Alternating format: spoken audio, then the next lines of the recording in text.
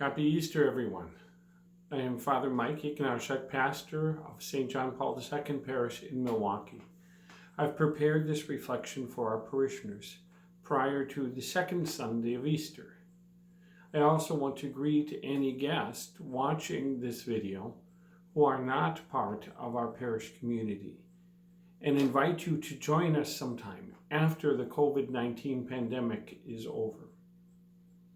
Behind me, you see a picture of Jesus entitled His Presence.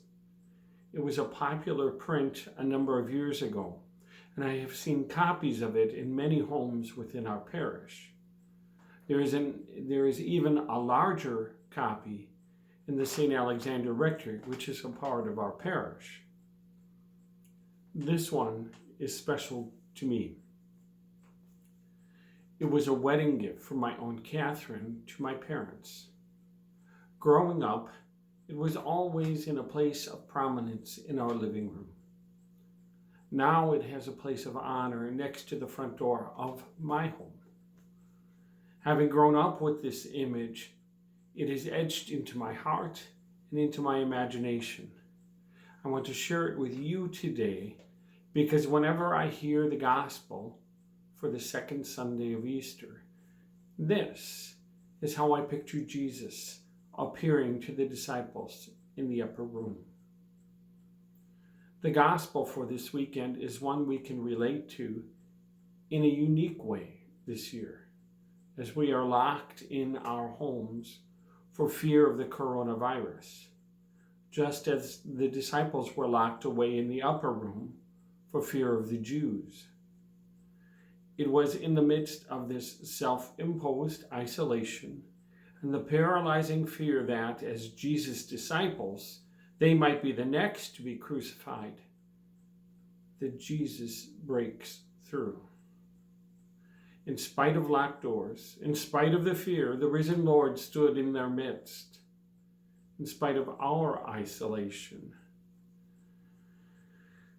and locked doors, Jesus can be present to us. In spite of our fears of the virus and the grief we have for the losses our world has experienced, the risen Lord can be in our midst. Jesus, as risen from the dead, need not be distant from us. He does not need to wear a mask or stand 6 feet away from us.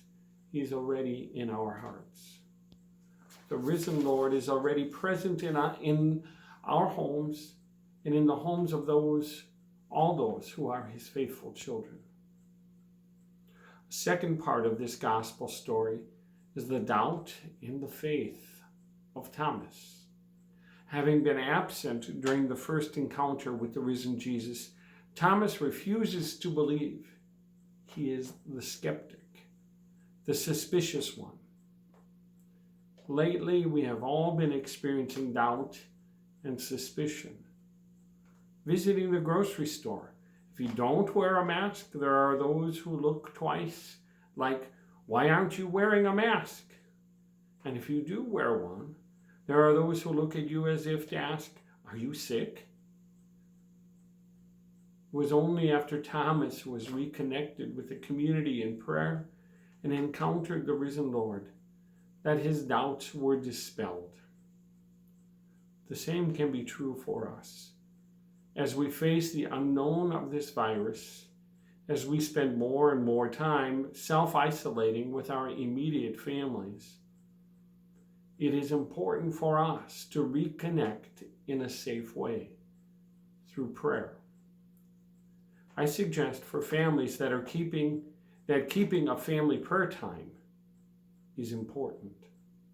Lighting a candle, perhaps reading the scriptures of the day from someone's computer or phone or a prayer book, or saying a decade of the rosary together can reconnect us.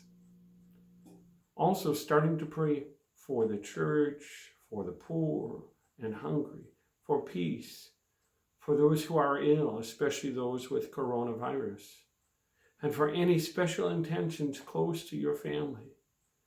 Connects us throughout the world. Most importantly, even though busy schedules normally do not always allow us to attend church together as a family, attending Mass via the television or an internet stream together can strengthen our connection to one another and to the larger church. Our bishops have been making the effort to connect with the faithful of the Archdiocese through daily reflections and weekly televised Masses. Information about these reflections and Masses can be found at our parish website or at the website of the Archdiocese of Milwaukee. During this time, attending Mass together on the internet or TV can connect families and connect us to the wider church. Following a routine, whether it be as an individual or as a family, is important, especially during these long days of isolation. Building prayer into that routine is of utmost importance. I suggest lighting a candle and sitting in a comfortable chair, but sit upright rather than laying back. This is not only more like the posture we would use in church, but it also prevents us from too readily falling asleep. If you close your eyes during prayer, try to keep the image of the candle flame in your mind. Imagine Jesus walking into the room, his face aglow from the flame of the candle. Welcome him into your home and your heart, and let him speak to you. Perhaps when you open your eyes, you might still see the Lord, not physically, but in those surrounding you or in the peace you feel. That is why this picture is so important to me. That's what it did for me as a child. Looking at it, I knew Jesus was with me. During thunderstorms, my mother would light a candle, sometimes by a statue of the Blessed Mother, or other times near this image. No matter how bad the storms got, I could sense the peace of Jesus' presence. Even during my father's final illness and death, this image reminded me that Jesus is the risen one, and that even if we experience loss or death, he has come to bring us peace and hope.